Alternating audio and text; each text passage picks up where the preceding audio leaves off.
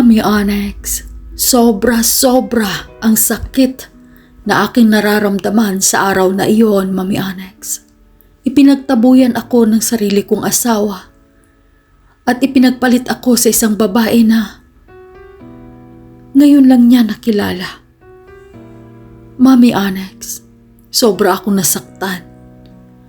At dahil sa sakit na iyon, dumiretso akong umuwi sa bahay namin, Mami Onyx.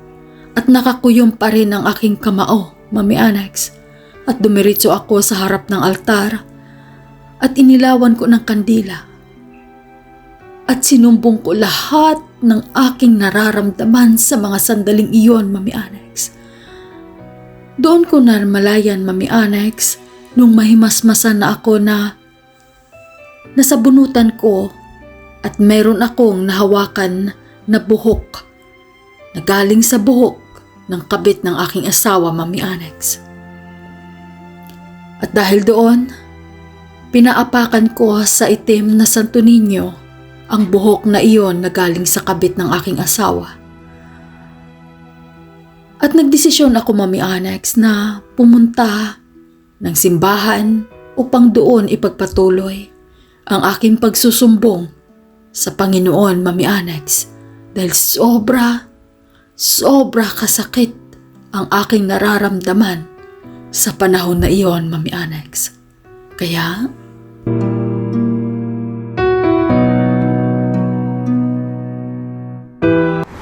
kulon! Sakay kayo! Sige, sakay! Kulon lang! Papuntang kulon! Kulon! Manong, dadaan ba ito sa Basilica del Santo Niño? Sige ho, pasok. Dadaan po tayo dun. Magbigay ng space dyan. Waluwaluhan ito. Magbigay ng space. Salamat.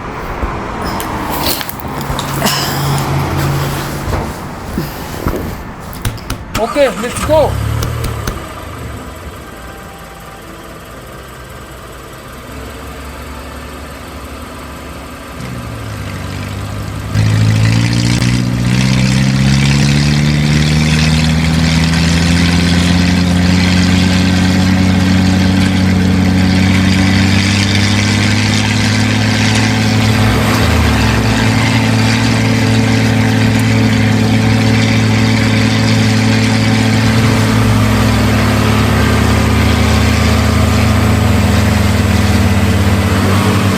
Mama, bayad po.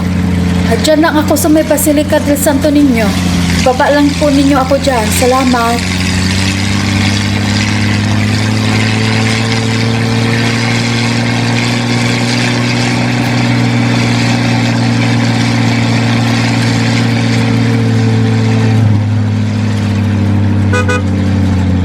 Oops! Santo Niño! Dito na.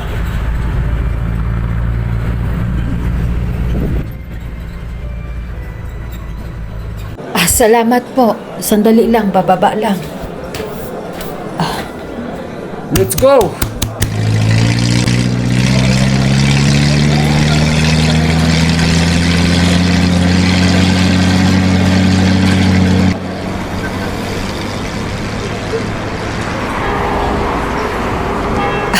Tamang-tama ang pagdating ko. Mag-uumpisa na ang misa. Diyos ko.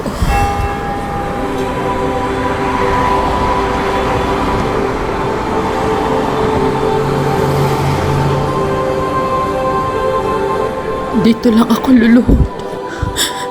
Panginoon ko. Siguro alam mo naman kung ano yung nararamdaman ko ngayon. Tulungan niyo po ako, Panginoon. Masyado akong nadurog. Masyado akong nasaktan. Tulungan niyo po ako. Dinggin niyo po ang aking panalangin. Panginoon.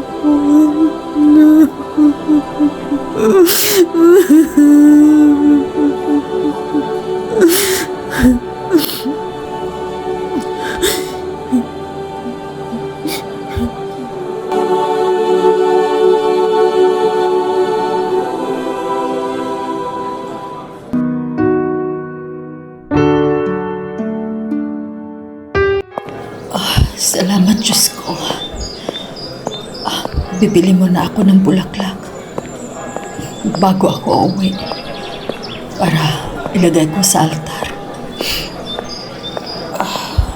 Sakit ng ulo ko, sakit ng puso ko, sakit ng katawan ko. Diyos ko, tulungan niyo po ako.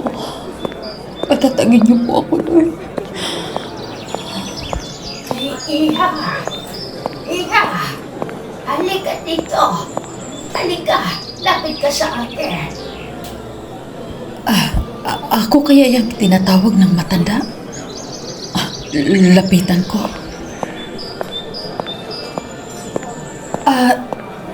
Manang? Ako ba yung tinawag niyo? Ay, oo. Ikaw talaga ang tinawag ko. Abay, kanina kasi, nung nasa loob ako ng simbahan, nasa likod mo ako, narinig ko yung dasal mo. Indeng, kung may problema ka, handa akong tutulong sa iyo. Narinig ko ang bawat sinabi mo doon sa loob ng simbahan. Makakatulong ako sa iyo. Magtiwala ka lamang. Paano mo naman po ako matulungan? Wala na yatang tatalab na dasal doon sa asawa ko at sa kabit niya. Kung alam niyo lang, Manang, kung gaano ako nasaktan. Ang sakit. Ang sakit. Tingnan niyo, Manang, yung mga galos ko. Dito sa leg ko may sugat dahil sa kukunong kabit ng asawa ko. Pero tinadyakan ako ng asawa ko. Mas pinapaboran niya yung kabit niya kaysa sa akin. Ang sakit, Manang, ang sakit. Ay, kawawa ka naman. Ano bang pangalan mo? Pwede ko bang malaman yung pangalan mo? Loida po, Manang. Loida po ang pangalan ko. Pasensya ka na, Manang, ha? Naikwento ko sa iyo yung naramdaman ko. Wala na kasi akong mapangsumbungan. Pasensya na talaga. Okay lang yan, Ineng. Kaya ko nga ikaw tinawag. Dahil baka makakatulong ako sa iyo. Halika sa tindahan ko. Meron akong mga gamot dito. Pangpakalma ng nararamdaman. Sandali lang. Ay, buksan ko muna tong tindahan ko. Galing kasi ako doon sa loob.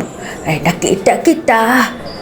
Nagbaka sakali ako na kahit papaano ay makatulong ako sa iyo, Iha. Halika. Upo ka. Halika, upo. Upo ka dito. Yan, dyan ka upo. Salamat ho, Manang. Yung pakikipag-usap niyo po sa akin, ay medyo nakakatulong na rin sa akin kasi wala po ako mapagsumbungan ng naramdaman ko. Laking probensya po kasi ako, Manang. Tas napadpad ako dito sa Cebu dahil taga dito yung asawa ko. Ang buong akala ko mahal niya ako kaya nagtiwala ako.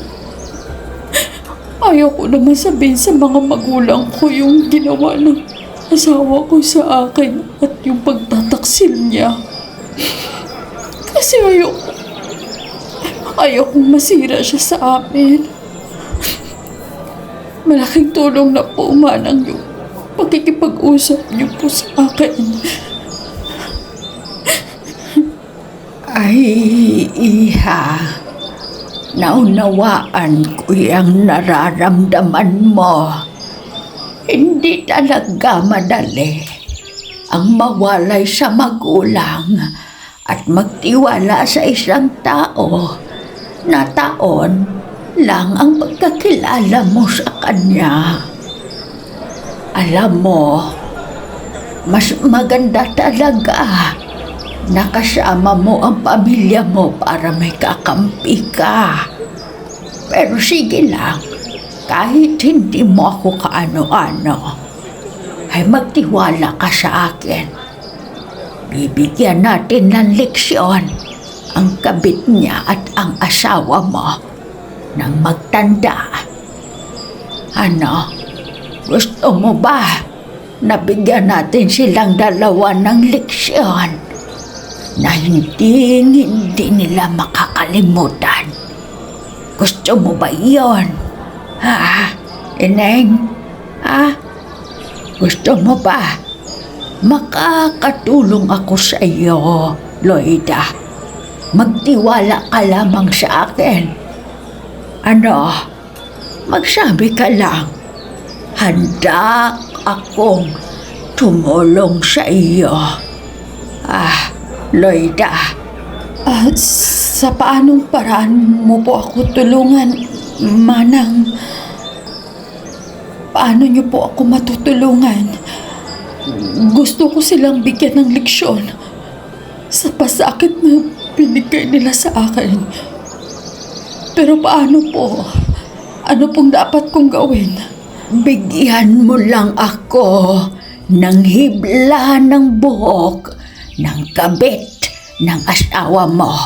At yung asawa mo naman, bigyan mo ako ng damit niya na ginamit na. Manang,